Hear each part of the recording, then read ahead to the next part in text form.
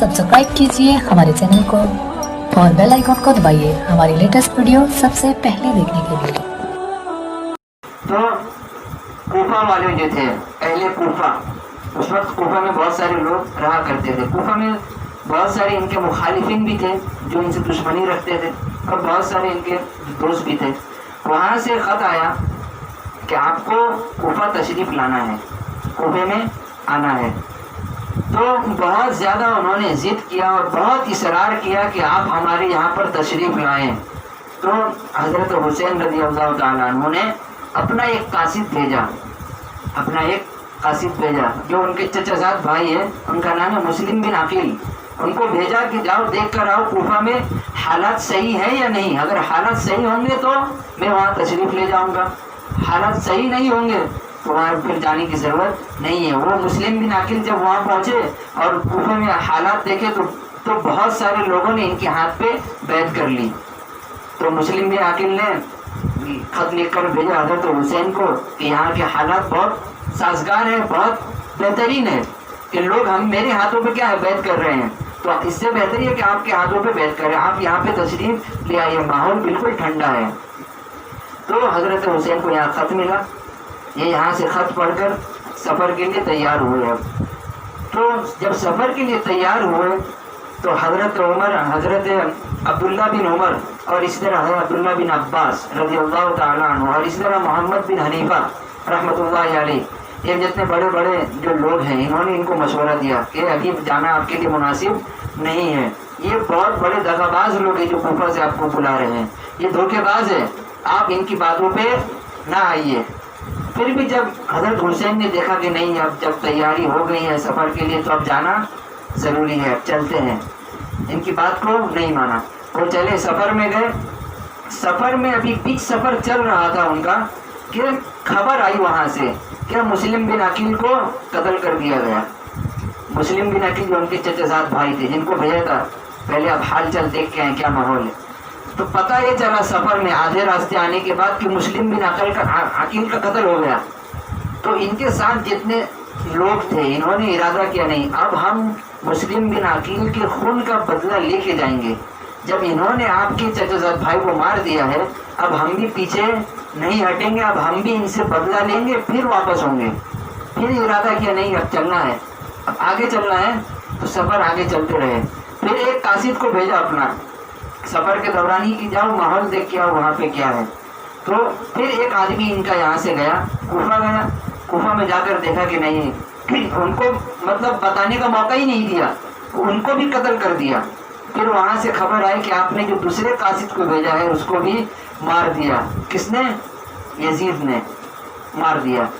तो जब हज़रत हुसैन ने देखा हमारे दोनों कासिदों को मार दिया गया है, तो अब इनको बहुत गुस्सा आया कि नहीं, अब तो बदला लेना बनता है। अब चले सफ़र में पहुँचे कूफा पहुँचे तो हर्ब बिन यजीद जो था वो एक बड़ा लश्कर लेकर उनके सामने आया और सामने आकर उनसे कहने लगा कि आप किस मकसद से यहाँ पे तशरीफ़ लाए, आप अपना मकसद बताएं।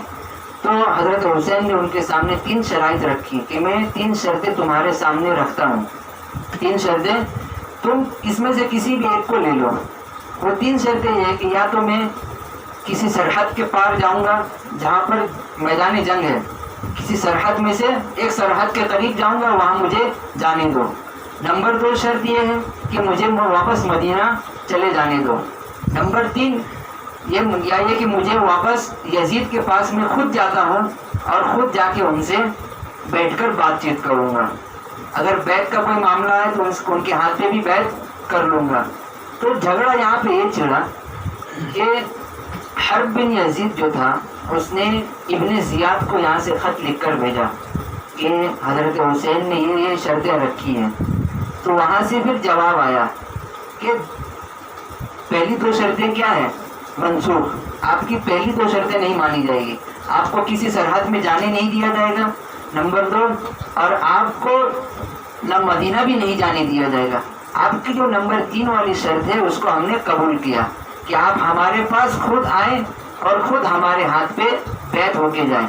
मसला यहाँ पे छिड़ा इनका। फिर हज़रत हुसैन ان کے ہاتھ پہ بیعت ہونا نہیں چاہتے تھے، لیکن پھر بھی یہ بڑا ظالم آدمی تھا، اپنے ہاتھ پہ بیعت کروانے پہ مجبور کر رہا تھا۔ پھر بھی حضرت حسین نے کہا کہ معاملہ کو دیکھتے ہوئے ہم آپس میں بات چیت کریں۔ مسئلہ یہ ہوا، یہ تمام شرطیں طے ہوئی ان کے سامنے۔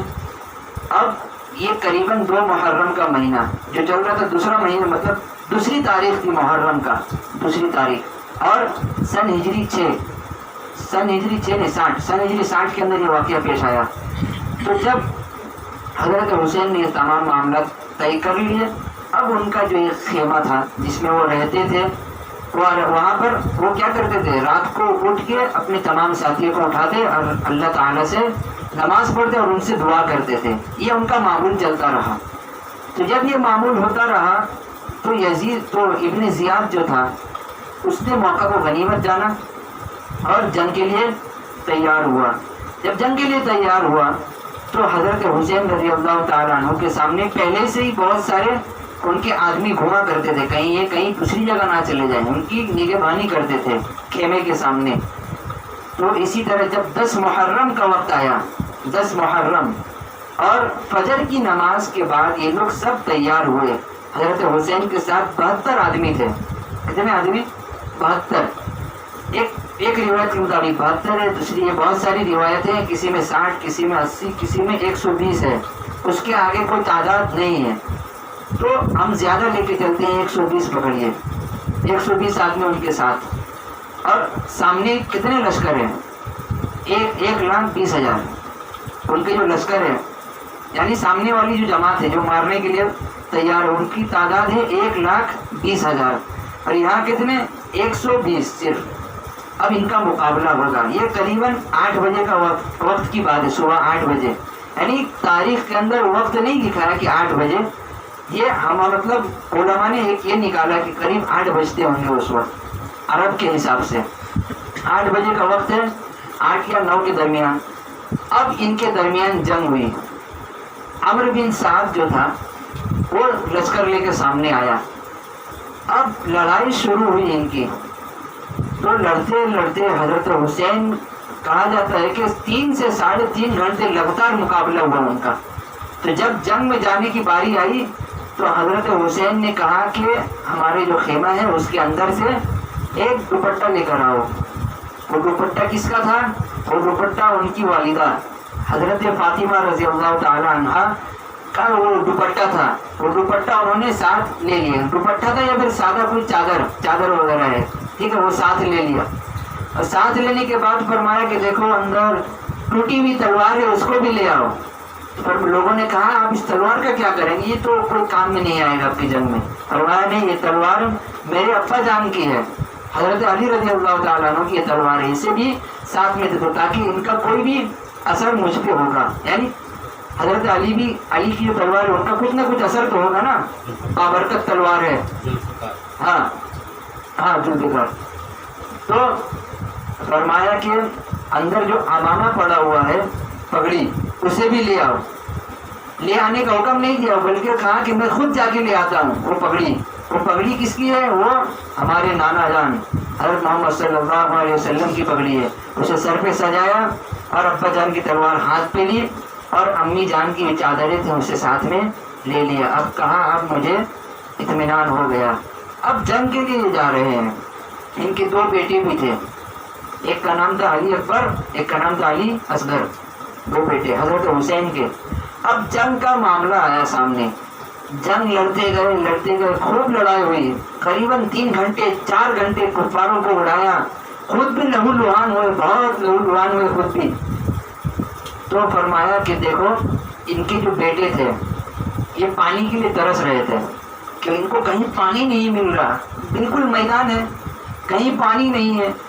حضرت حسین نے کہا لشکر والوں سے، بھائی تمہارا معاملہ میرے ساتھ ہے، تمہارا جو جھگڑا وہ میرے ساتھ ہے، لہذا تم میرے بچوں کو پانی تو پلا دو، یعنی چھوٹے چھوٹے بچے ترس رہے ہیں بالکل، ان کو پانی پلا دو۔ حضرت حسین نے کہا، ان کے جو بیٹے تھے علی اکبر، تو کفار کی طرف سے جواب آیا کہ آپ کو نہ پانی دیا جائے گا نہ آپ کی کوئی مدد کی جائے گی، آپ ایسے ہی رہیں۔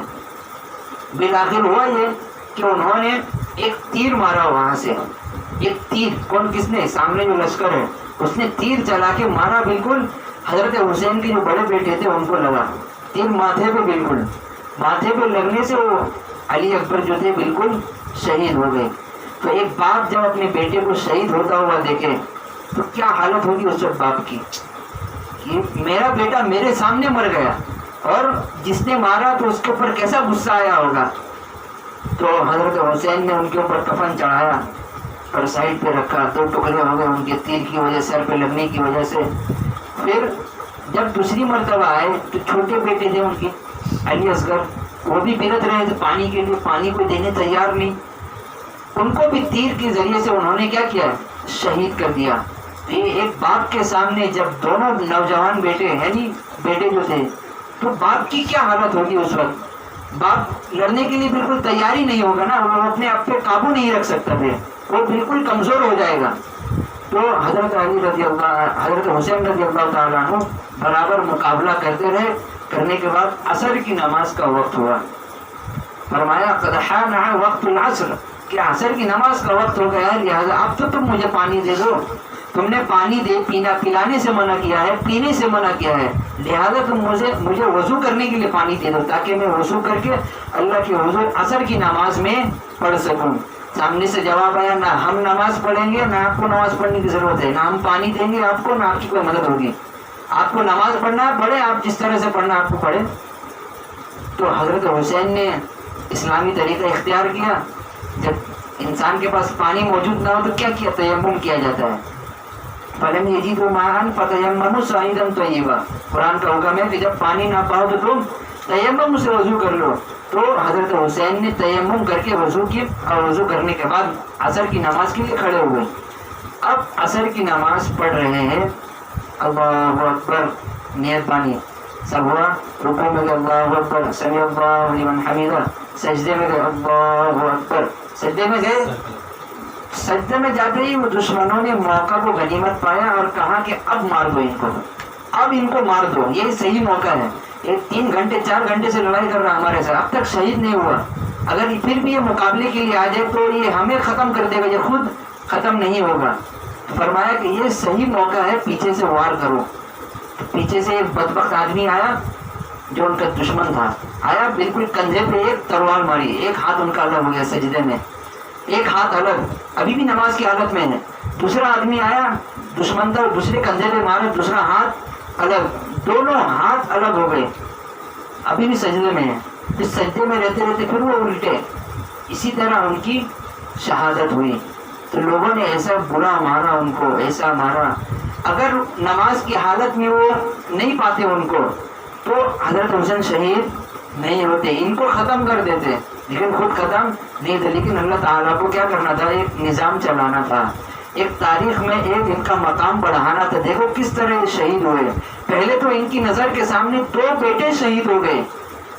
بیٹوں کے بارے میں یا اولاد کے بارے میں قرآن ویڈیو کو اپنے دوستوں کے ساتھ ضرور شیئر کیجیے گا, اور اس ویڈیو میں کمنٹ کر کے ہمیں لازمی طور پر بتائیے گا کہ آنے والے وقت میں آپ کس طرح کی ویڈیوز دیکھنا پسند کرتے ہیں. اور اگر آپ نے ابھی تک ہمارا چینل سبسکرائب نہیں کیا تو فوراً سبسکرائب کیجیے, ساتھ ہی بیل آئیکن پر کلک کریں تاکہ مزید آنے والے ویڈیو جہاں وقتاً فوقتاً آپ کے لیے اس چینل پر اپلوڈ کرتے ہیں وہ آپ کو وقتاً ملتی رہیں اور آپ ان سے مستفید ہوتے رہیں. اگلی ویڈیو تک ہمیں دیجیے اجازت, اپنا خیال رکھیے گا, اللہ حافظ.